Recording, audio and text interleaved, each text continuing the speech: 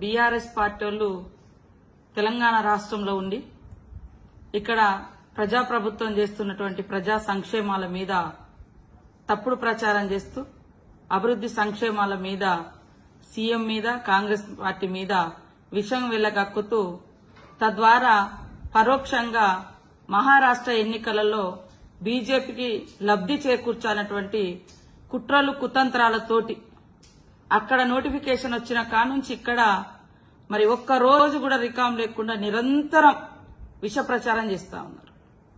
వీళ్ళు నిజంగా ప్రజల కోసం పనిచేయడం కాదు, మా ప్రభుత్వాన్ని విమర్శించడం, బీజేపీకి బీ టీంగా ఉండడం, బీజేపీని ముందుకు తీసుకురావడం, తద్వారా రాబోయే కాలంలో మరి అధికారంలోకి రావాలి అనేటువంటి కుట్రలు, అదే కాకుండా వాళ్ళ మీద ఉన్నటువంటి కేసులన్నింటిని కూడా ఎత్తివేయించుకోవడం కోసం ఈ రకంగా బీజేపీకి బీ టీంగా బీఆర్ఎస్ పనిచేస్తుంది.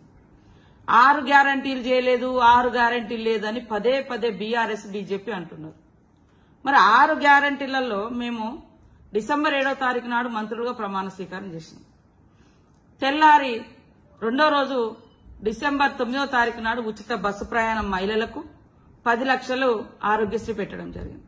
ఉచిత బస్సు ప్రయాణం ఎప్పుడైతే స్టార్ట్ చేసినామో మహిళలందరూ సంతోషిస్తా ఉంటే బస్సులలో ప్రత్యేకంగా వీడియోలు తీసి చూడండి అని వెనకట ఒక సామెత ఉండేది, 33 జుట్లుంటే గాని 3 చిక్కలు కలిసి ఉండే అనే సామెతను తీసుకొచ్చి మహిళల యొక్క ఐక్యతను దెబ్బతీసే విధంగా, తద్వారా ఉచిత బస్సు ప్రయాణం వృధా అనే విధంగా దుష్ప్రచారం చేయడమే కాకుండా ఆటో డ్రైవర్లను కూడా తీసుకొచ్చి ధర్నాలు చేయించినటువంటి నీచమైనటువంటి సంస్కృతి, సాంప్రదాయం, చరిత్ర బీఆర్ఎస్ది.